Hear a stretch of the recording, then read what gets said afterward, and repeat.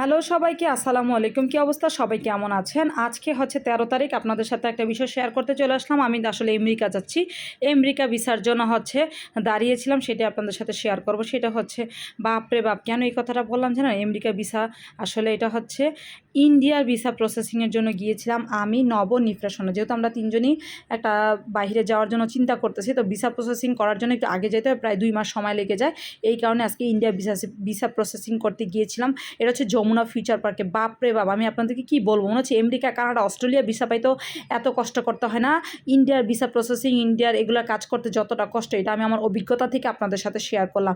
এখন বলি, এখানে কোনো ভিডিও করা যায় না, কিছু করা যায় না। আমি খুব কষ্ট করে একটু ভিডিও করেছি। ওই যে নব দেখেন দাঁড়িয়ে আছে।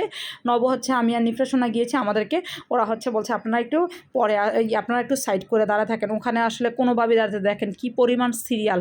এই কথাটা আমি কেন বললাম? ধরেন আপনি 9টা থেকে 10টা আপনার শিডিউল কাটছেন, ওই 9টা থেকে 10টার মধ্যে আপনার যাইতে হবে। 1 মিনিট আপনার দেরি করা যাবে না, ওরা আপনার ঢুকতেই দিবে না, এরকম একটা বিষয়। তার মধ্যে রাস্তায় আজকে প্রচুর জ্যাম ছিল, যেহেতু 13 তারিখ। কী যে একটা অবস্থা ছিল। আমি, নব, নিফরা রাস্তার এই পারে নাইমা যমুনা ফিউচার পার্ক দিয়ে দৌড়াইতে দৌড়াইতে, আমি, আমার মেয়েটা এত দৌড় দিছে, এই ছোটো বাচ্চাটা দৌড়াইতে দৌড়াইতে কোনো রকম গিয়ে আমরা পৌঁছাইছি। তো যাই হোক, এখন একটু আসছি, যেহেতু যমুনা ফিউচার পার্কে আসলাম। আমার ভাইয়ের দোকান আছে Jamuna future park, AB telecom. হ্যাঁ, এটা হচ্ছে এবি টেলিকম।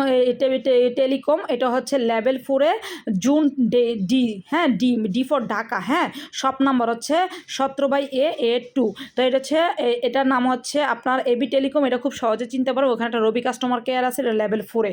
তো যাই হোক, যেহেতু ভাইয়ের দোকানে গেলাম, তো ভাবলাম যমুনা ফিউচার পার্কে আসি, ভাই বেড়াদের লগে একটু দেখা করে যে। আমি গিয়ে কী করলাম, একটু বেচা বিক্রি শুরু করে দিলাম, যেগুলো আমি সবসময় করি, কারণ এগুলো আমার করতে ভালোই লাগে।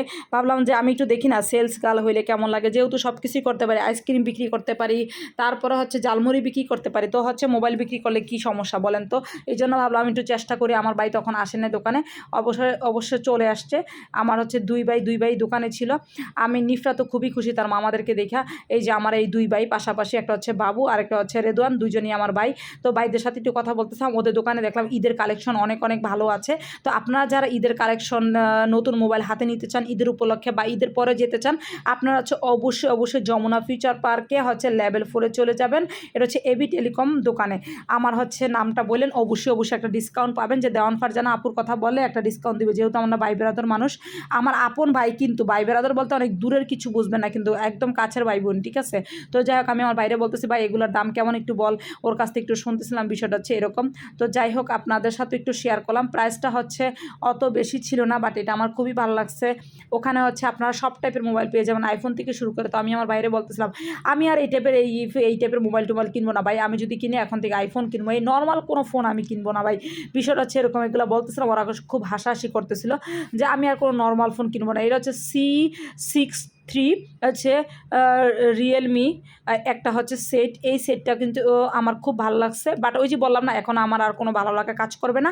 আমি শুধু একটা ফোনই নিতে চাই, সেটা হচ্ছে আইফোন। ও আমাকে বলতেছে, ফারজানা দেখ, ঈদের উপলক্ষে আমি অনেক সেট উড়াইছি। তো আমি দেখলাম না, প্রত্যেকটা সেটই অনেক সুন্দর, সব কিছু মিলে। আমি তো আর মোবাইল সম্বন্ধে অত ভালো জানি না, এই জন্য আপনাদের ব্রিফিং করতে পারছি না। তো অবশ্যই যমুনা ফিউচার পার্কে গেলে এখানে যাবেন। যেহেতু আমরা গেছিলাম, তাই বলো আমার ভাইয়ের সাথে একটু দেখা করে, আর নিফরা তার মামাদের সাথে একটু দেখা করবে, এইটাই তো স্বাভাবিক। এই কথাটা কেন বললাম? ইন্ডিয়ার ভিসা প্রসেসিং করতে গিয়ে আসলেই অনেক কষ্ট। ওরা কারো কথা শোনে না, টাইমের উপর খুব সিরিয়াস। প্রধানমন্ত্রী ফোন দিলেও হবে না, এরকম একটা বিষয়। আর ওখানে তো মোবাইল বের করতে দেয় না। খুব লুকায় টুকে একটু ভিডিও করছিলাম। আমার ভাইয়ের মোবাইল দোকানে অনেক মোবাইল আছে, ডিসপ্লেতে সবগুলো আপনাদের সাথে দেখানোর চেষ্টা করলাম, এই আর কি। তো ইনশাল্লাহ যেদিন আবার পাসপোর্টটা হাতে পাবো, মানে ভিসা সিলটা পাবো, সেদিন আপনাদের সাথে আবার শেয়ার করব। আমি ওকে বলতেছিলাম, ভাই তো দোকানে আজকে আমি বেচা বিক্রি করে গেলাম, তো ভিডিওটা কেমন লাগছে অবশ্যই